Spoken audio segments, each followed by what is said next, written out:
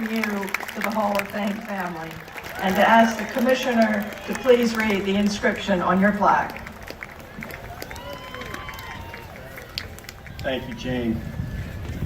Trevor William Hoffman, Florida, NL 1993, San Diego, NL 1993 through 2008, Milwaukee, NL 2009 through 2010.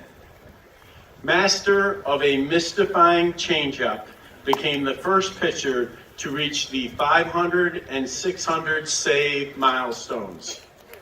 Locked down 601 late inning leads over 18 major league seasons, including a stretch of 30 or more saves in 14 of 15 campaigns. Saved at least 40 games, a record 9 times over 16 years as Padres bullpen anchor, helping San Diego to 4 postseason appearances. 7-time All-Star, compiled a 2.87 career ERA while limiting batters to a 2.11 average. Earned NL Reliever of the Year honor as the league saves leader in 1998 and 2006. Retired with more games saved and finished than any other pitcher.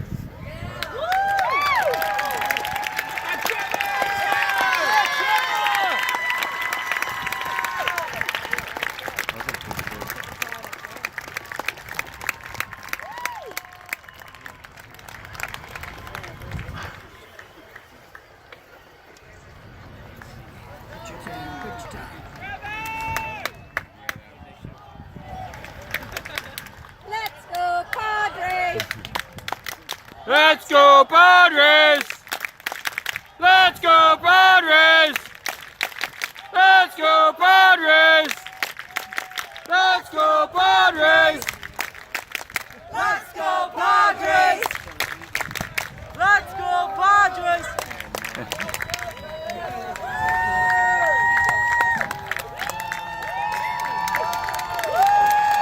Hello, Cooperstown. Yeah! Hope you're enjoying a little bit of San Diego weather today. Allow me to drop an old doctor on you. You San Diego fans have made the long journey, and those back at Petco Park, you get it. Jerry Coleman's signature call you heard with Uncle Teddy. Yeah. It's an honor being up here with the other great shortstops of the game, wink, wink.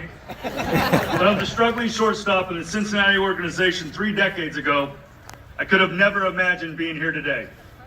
My transformation from an infielder to a relief pitcher to closer, it's been an amazing journey capped by this amazing moment. I'd like to take this opportunity to thank Jane Forbes Clark for her fantastic hospitality, Jeff Idelson and his staff, especially Shustin Whitney on all the logistics, and thank you, Commissioner Manfred, for all you do for the game. The members of the Baseball Writers Association for sending me into the Hall of Fame. Equally important is the way they tell the story of our great game, the national pastime.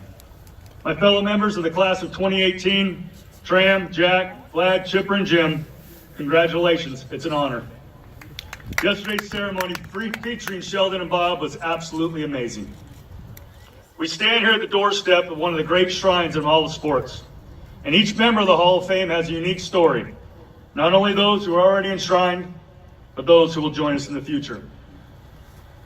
Talent is God-given, be humble. Fame is man-given, be grateful. Conceit is self-given, be careful. John Wooden. Coach Wooden's inspirational quotes and pyramid of success are meaningful to me. He spoke of the building blocks necessary to reach one's personal best. When I look back at my life and the events that brought me to this fantastic day and place of honor both apply. The first being my parents. Dad, I know you're in heaven enjoying a cigar with a big grin on your face. He was a simple man who achieved great things in his lifetime. My father, Eddie Hoffman, was a Marine who fought in World War II.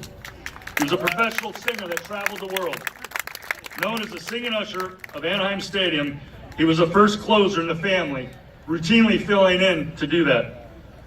One of his greatest joys was watching his boys play in the backyard. We played anything and everything, and he was at peace watching it all go down. His greatest gift shown to me was his humility. His love for baseball was passed on to my mom, who is here with us today.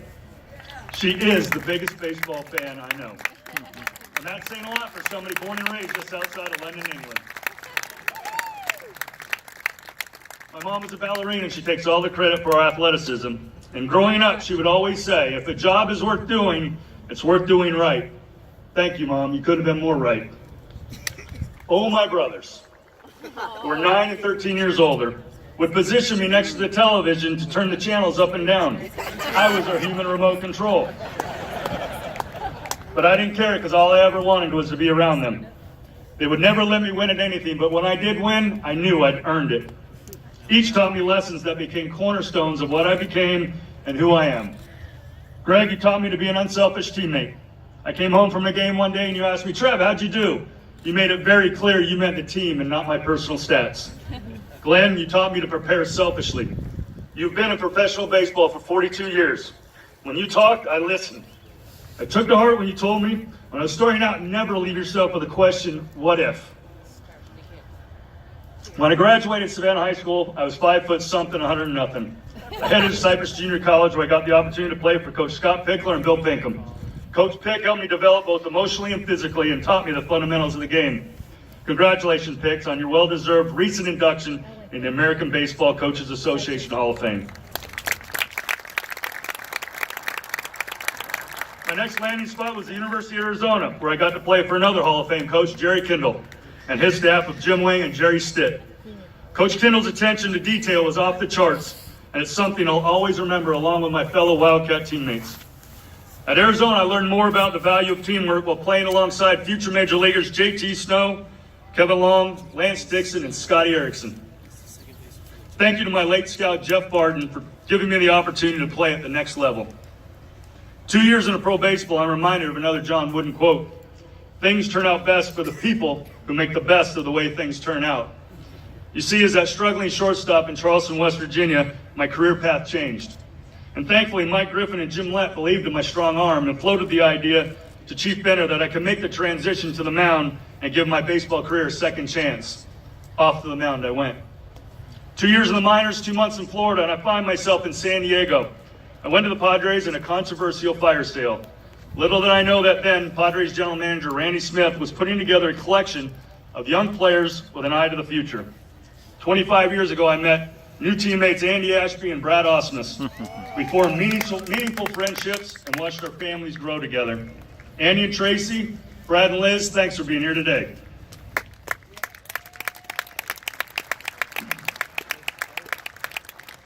Wow, 15 years in one spot, and that spot San Diego. Jackpot. Thanks to my agent Rick Thurman. My third base coach, Bruce Bochy, becomes my manager the following year. He connected, inspired, and challenged his players to reach the heights they didn't think possible. Bochy believed in me from day one, and I couldn't be more thankful. Unprecedented that you're here today, bud. I appreciate you making that effort.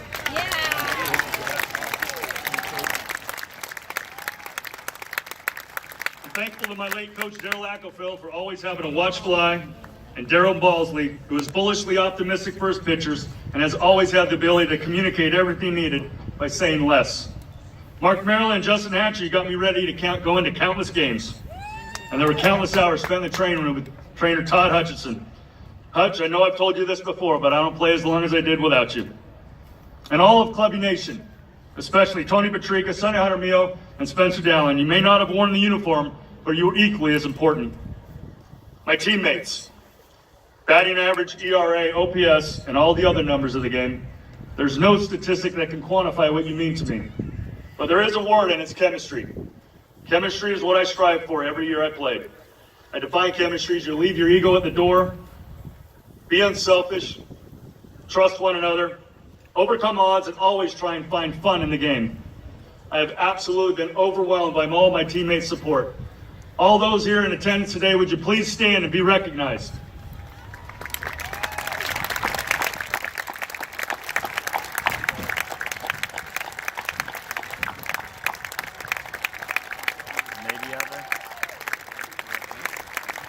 Thank you for allowing me to cherish the role of teammate. I can't believe it's been 20 years since the Padres made it to the World Series. It feels like yesterday. With Kevin Towers' vision, we were a group of guys that became a team. We still have a special bond with so many making an effort being here today. John Morris and his family treated us just like that, family.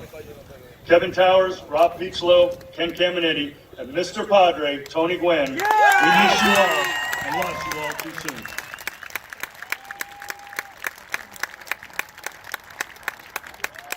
'98 was the start of Hell's Bells, and you, the fans of San Diego, made it what it was.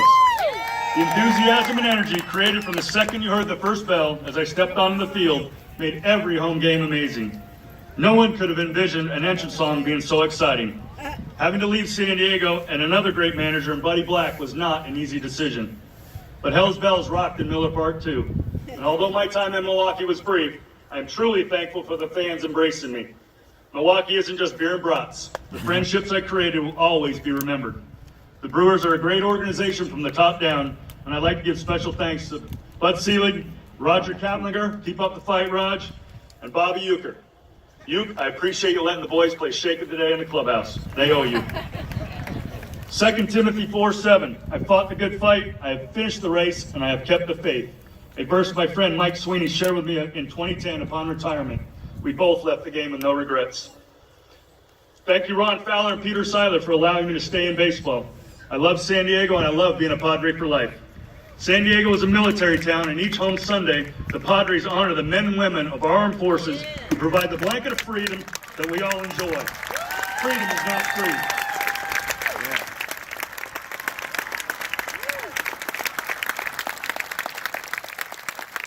A big thank you to the rest of your Padre organization, especially Katie Jackson, Nikki Patriarca, Eric Meyer, and Wayne Portella for having done an amazing job celebrating this momentous occasion.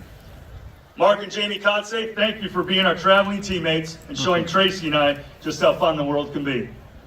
Glenn Doche, King Outlaw, you're an ultimate organizer and baseball fan, my friend.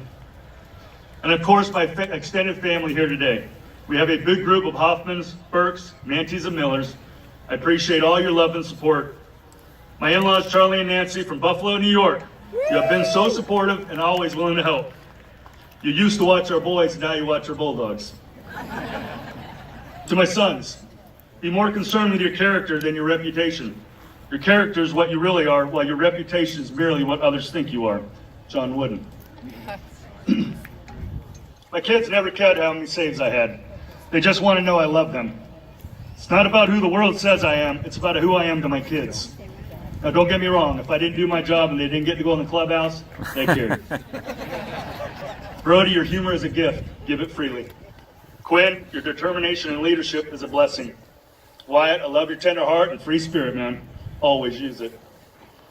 Trey, you're more beautiful today than the first day I laid eyes on you. Thank you for giving up all your numbers. You've shared with me this amazing journey of up and down from the beginning, always letting me never get too high or get too low. Our faith is the foundation this family sits upon. And as a mother, you've always been the boys' biggest advocate. And as a wife, you've always given me your love unconditionally. I love you.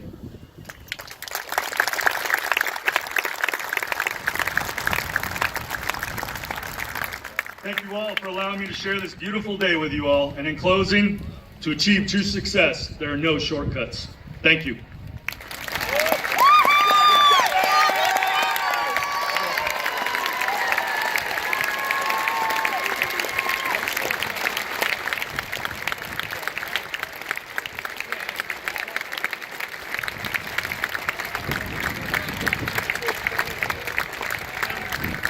As we mentioned, the newest Hall of Famers do a little advanced scouting to get a sense of the Hall of Fame.